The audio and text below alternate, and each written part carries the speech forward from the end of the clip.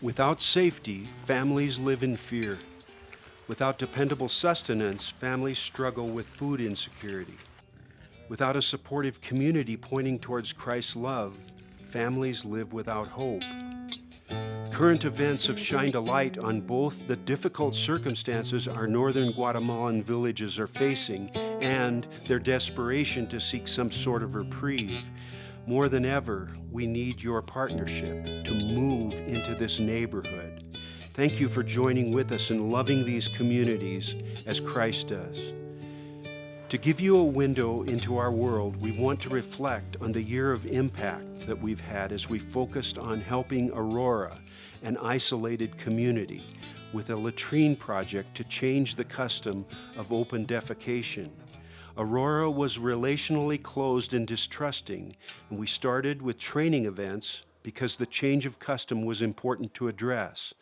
We brought in teams and focused on relationship building with each family more than just the construction. Trusting relationships began to be built. This was the first time they experienced the outside world really caring. Last December 8th, after a year of working together, we completed our commitment to 31 families and one church with latrines. We invited those families to a fiesta, had games and Christmas tamales and punch, reviewed the essentials of latrine maintenance, and commended the families and town leaders for their persistence in accomplishing this goal. I wish you could have experienced the warmth and the grateful comments. Because a basis of trust has been built, the relational difference between today versus last January is dramatic. We are proud of the growth in our technicians. Their presentations were rather timid when we started working in Aurora. We taught them to present the training material by demonstration. By August, they had caught on and are now doing the session on their own.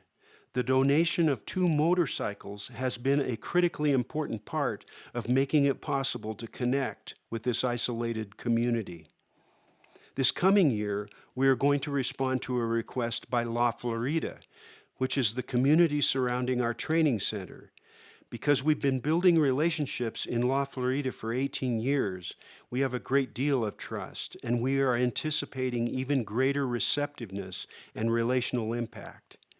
We are also building a latrine system for a school with 75 students, and we're planning on maximizing the community impact that results from this opportunity to train students and families. With Hilda's leadership and counsel, the women's cooperative groups in Nueva Esperanza and La Florida have advanced this year. The economy in their homes, their identity as women, as well as in their spiritual voice in the community have been impacted. They have learned to weave indigenous textiles, make hammocks, and they are learning to use a sewing machine. I wish that you could have personally heard a spontaneous comment by Julia, talking about how her life used to be so purposeless that after feeding her kids in the morning, she just wanted to sleep. There was no focus to her day. She says that now there are not enough hours in her day. She doesn't want to waste time sleeping. She has creative ideas for projects, a sense of purpose, and a sense that she is contributing to the well-being of her family. Recently, Wendy moderated a conversation where the cooperative from La Florida talked with the women leaders from Aurora.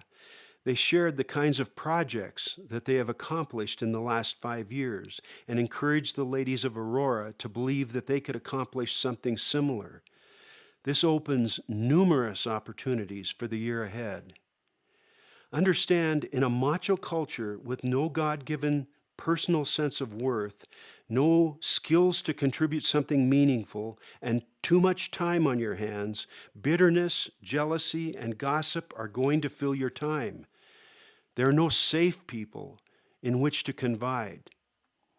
The group in La Florida has changed all of that. They have become a safe place, and when they shared this, the women of Aurora owned they need this as well. The Pastor's Training Project is having a wide impact.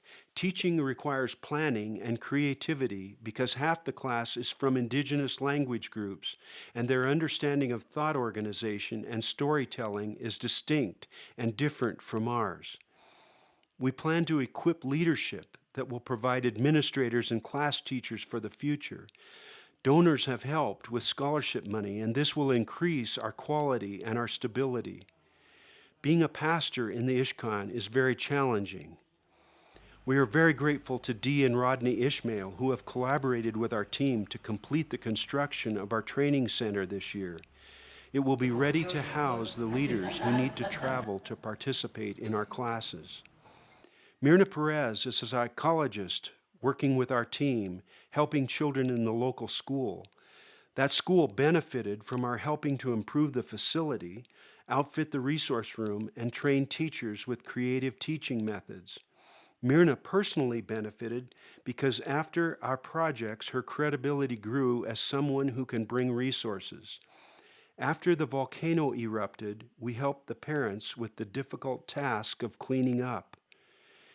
In November, Myrna went with us to Ishkan for a women's conference in 2 different churches.